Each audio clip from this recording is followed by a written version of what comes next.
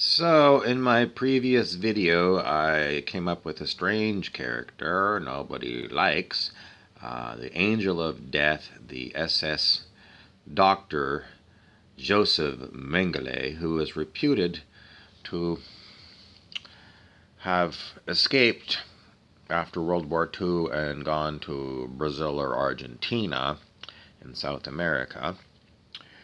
Now,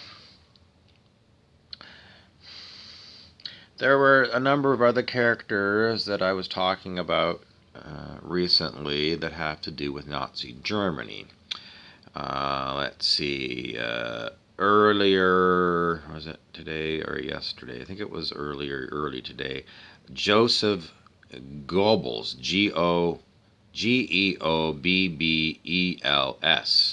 was the Nazi minister of propaganda. Now, propaganda was... I don't think we have a minister of propaganda, but they're all propaganda. Basically, anyone who's a spin doctor, do you remember Michael J. Fox and the TV show Spin City? Spin doctors are basically telling you a story and they're interpreting it for you in bite-sized pieces, so you swallow these little pieces and you are hooked into the story and you're spun, if you're in the States, either Democrat or Republican. So Goebbels, my German is not very good, I never took German, but Joseph Goebbels was the Nazi minister of propaganda. And I don't know where they learned so many techniques. It's a very good question. I don't know enough about where he learned that, but he was famous for what the technique was called the big lie.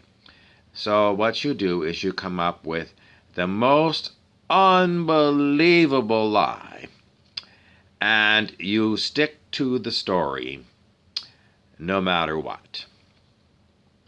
And his belief was if you never change the story, eventually everyone will just buy into your big lie. I mean, a big lie could go on for years, decades. Go on and on and on and on and on. They just keep going with the big lie, and all the ancillary stories that support the big lie. And this is what they did with the propaganda ministry of Nazi Germany. So, well, what's happened to the big lie today? Well, everyone learned from Nazi Germany that people will buy a big lie. So we live in a world that is 99% lies. 99%! You can't possibly mean 99%. Maybe 10% lies. Well, I saw today that the former head of Monsanto, everyone's famous creator of GMO food, Frankenfood, the same man that was running Monsanto is now running the U.S. department known as the Food and Drug Administration. The same man. No one say that Dick Cheney, former vice president under George W. Bush, was somehow involved with the company that I believe it was Searle at the time, Searle, that was famous for creating aspartame. Now, there's been so many mergers and acquisitions, I'm not sure who owns aspartame now, but it was Dick Cheney, the former vice president, who was involved with the creation of aspartame. I was going to get started on whether aspartame is dangerous or not. Some people think that it is, and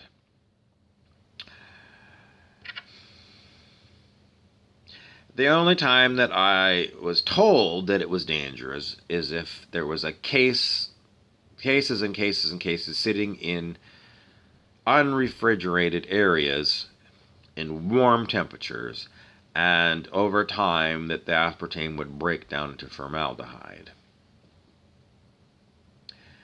So, and I was told that aspartame was made up of 2 amino acids, which everyone knows is amino acids are the building blocks of proteins. So if you break down into the 2 amino acids, one of them was phenylalanine, which most people apparently can handle, but there's something called PKU, it's some disease where you can't process it, and those people would get sick. But I think it's a very rare thing. But that's based on conventional chemistry, and, well,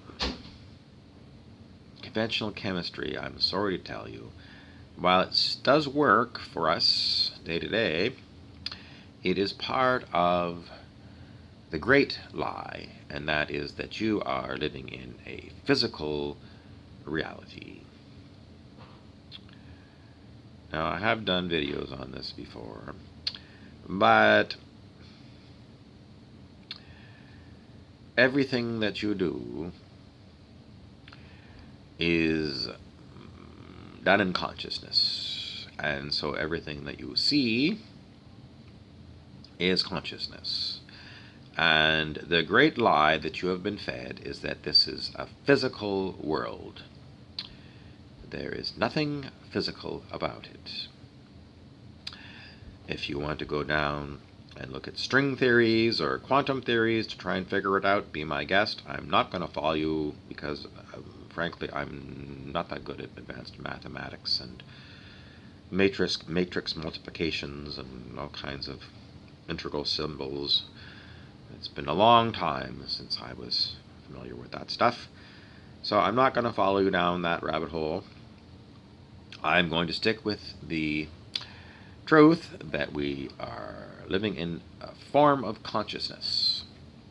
Everything is consciousness, and even though people say look around and drive physical cars and have physical bodies, this physical arm is not a physical arm. It is an item in consciousness. It's an item. An item is something that you go to the grocery store and you pick up a bunch of groceries, and each one is called an item. So these physical things are items, but they are not physical. They are simply items in consciousness. Now, what does that mean? Well, that means that things are not as they seem. And what can you do with items in consciousness? Well, you have to pry yourself out of all the pre-programming that you were hypnotized into during the first 7 years of life when you walked around as a child. I'm told all children walk around in a hypnotic trance, and that's why they can learn so easily. But they were hypnotized into believing that they lived in a physical world. And then on top of that, after age 7, just more and more and more. Here's your textbook, memorize it, and the quiz is on Friday. So anyway, it's items in consciousness. So you should be able to play with things in mind, in consciousness. And how do you do that? Well, start by meditating. And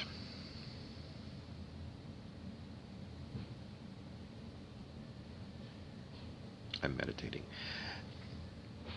Do that first. Meditate and start seeing if things of high weirdness start happening to you.